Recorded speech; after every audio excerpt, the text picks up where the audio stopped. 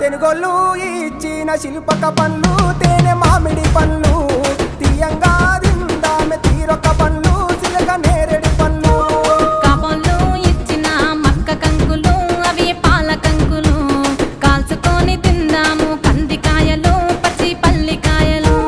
గుజారి గుజారి మామిళ్ళ కిందో నల్ల మామిళ్ళ కింద కుసుమరోళ్ళేసిన కుందన బొమ్మ అది కుందన బొమ్మ